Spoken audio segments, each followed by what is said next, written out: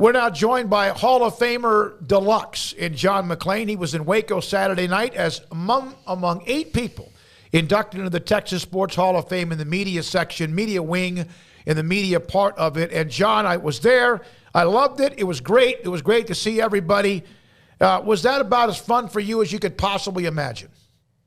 David, it was great to see you and so many of my friends from Waco. I had friends going back to the third grade, Bill Goss and others from Tennyson Junior High and Richfield High School, and of course Baylor. And I told my wife Carol it was the greatest night of my life. And I've been talking about it here. I went to Texans OTA today. People were coming over to me. It's amazing to me. Being in the Texas Sports Hall of Fame has gotten so much more attention than I went into the Pro Football Hall of Fame in 2006. And I wanted to thank Bryce Cherry, who wrote a column of me for Saturday. And I had so many people start texting and emailing and saying they read it. And I say, really? People still read the newspaper there? That's great.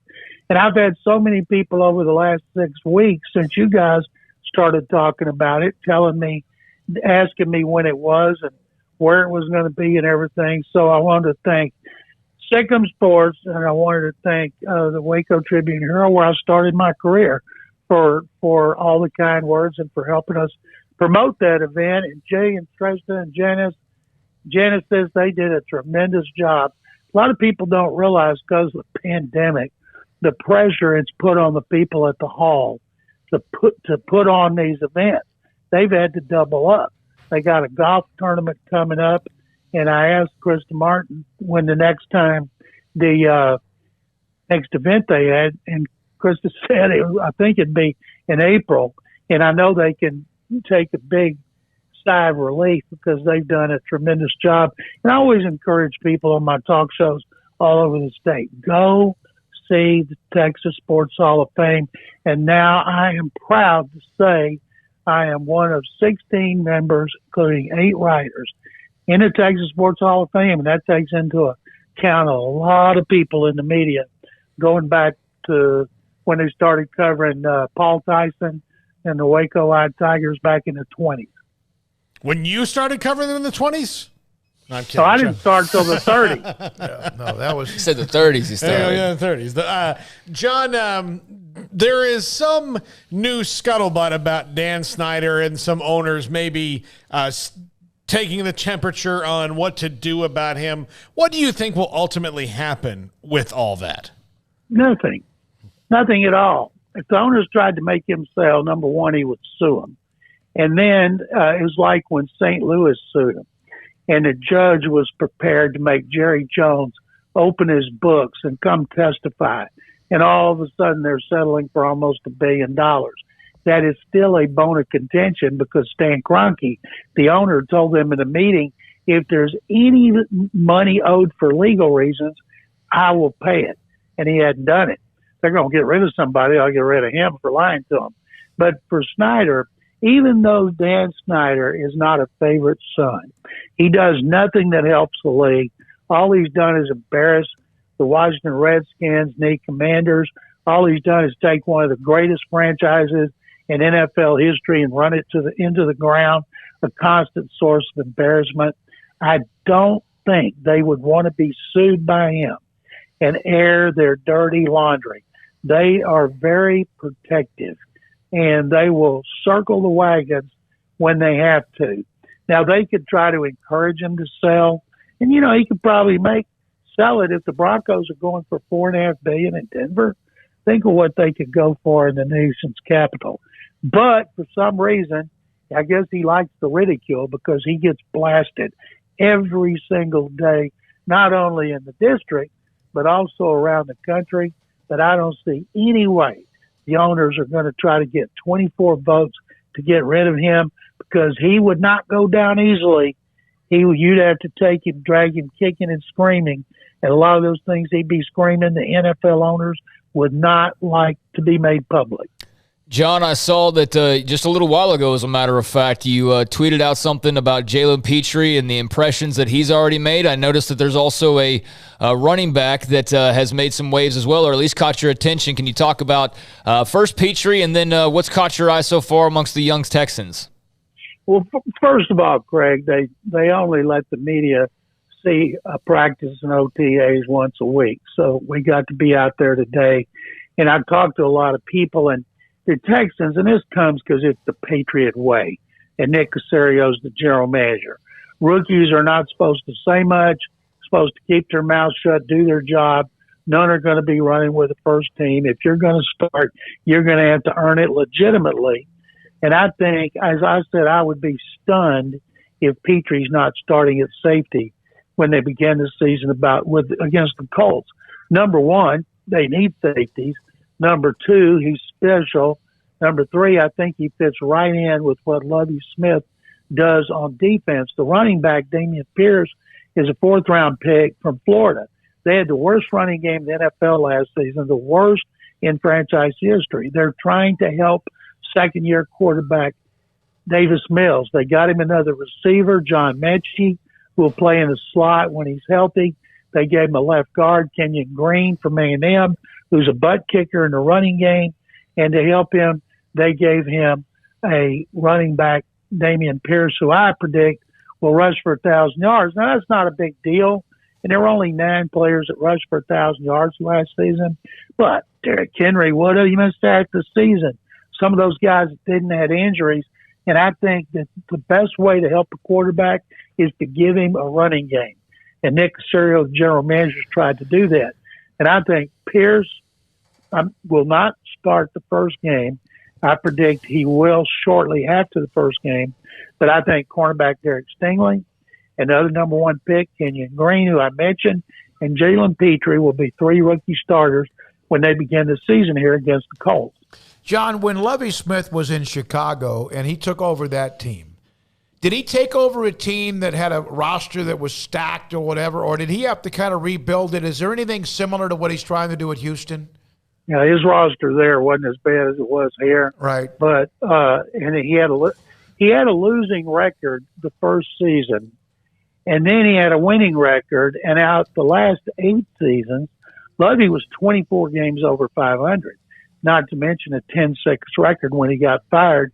And he still doesn't know exactly why he got fired. And he had some good players on that team, probably more good ones than he had here. But Nick Caserio, we think, knows what he's doing. He's added some talent. And if you look, this time next year they have 11 more draft choices, 2 number 1 picks, including the Browns. And they're going to have over $100 million in salary cap space. He had to clean up the salary cap issue here.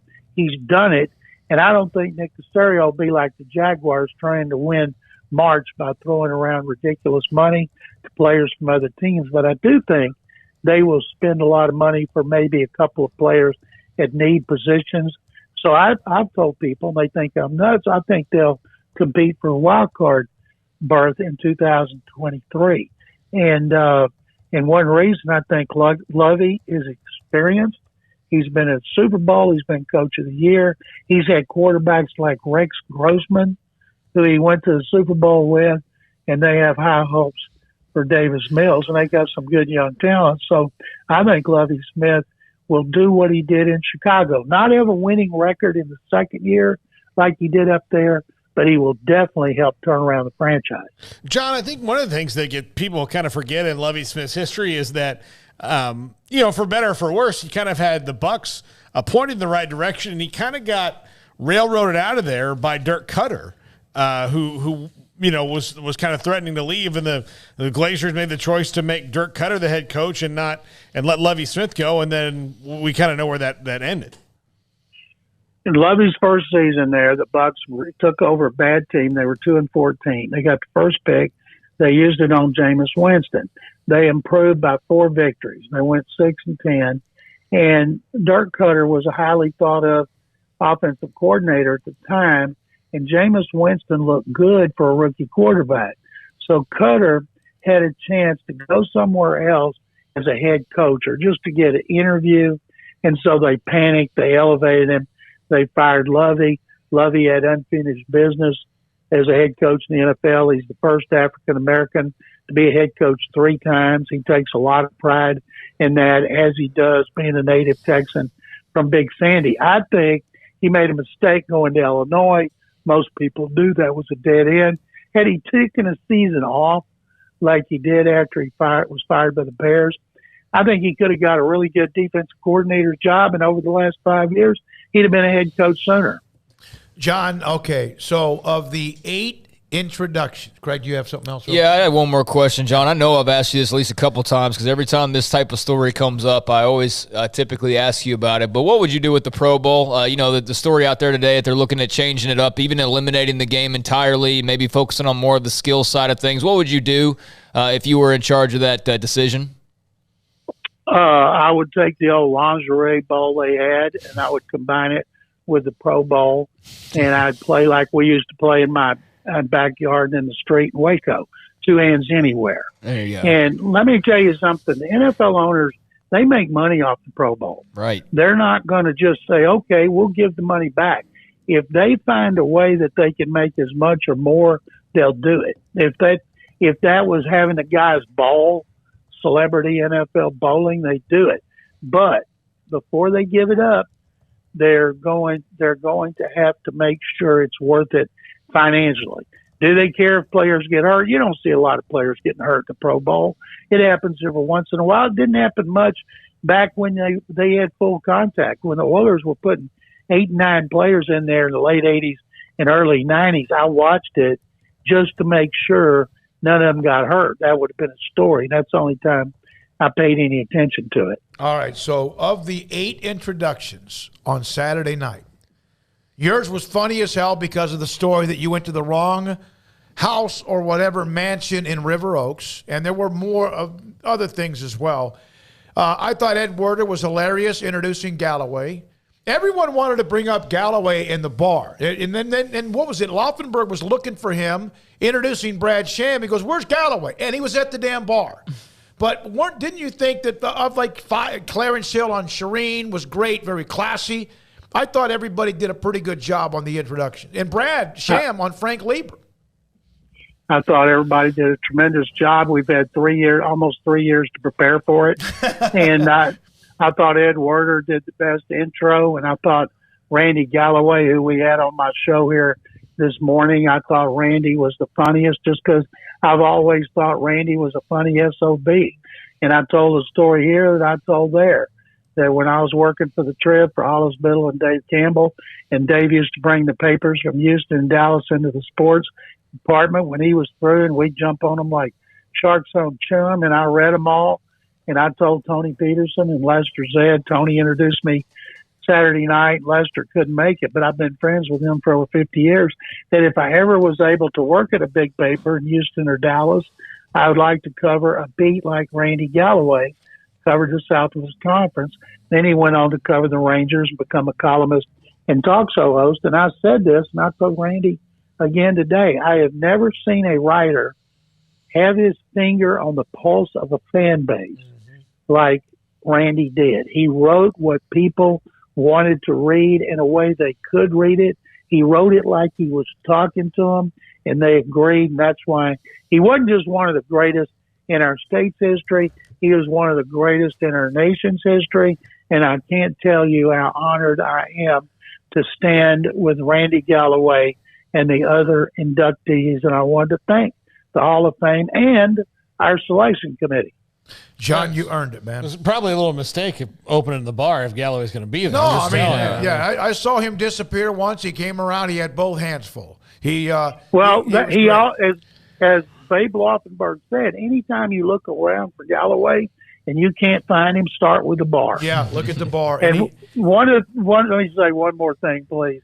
When I had started working on my speech last week, and I went up one little sheet of paper I got from the motel, and I ad-libbed a lot, but especially at the end, I'm sitting there looking out, and I'm thinking, and I'm getting teary-eyed about my dad. And then I just thought to myself, I got a new way I'm going to end this. And I ended it with sick and bare. There you go. We Should not surprise you guys. No, it doesn't. John, well earned. Thank you. Congratulations. It was great to see you. And so happy that everyone was there to support you along the way as well. They did a great job. Jay Black did a great job, and the Texas Sports Hall of Fame. All right, when we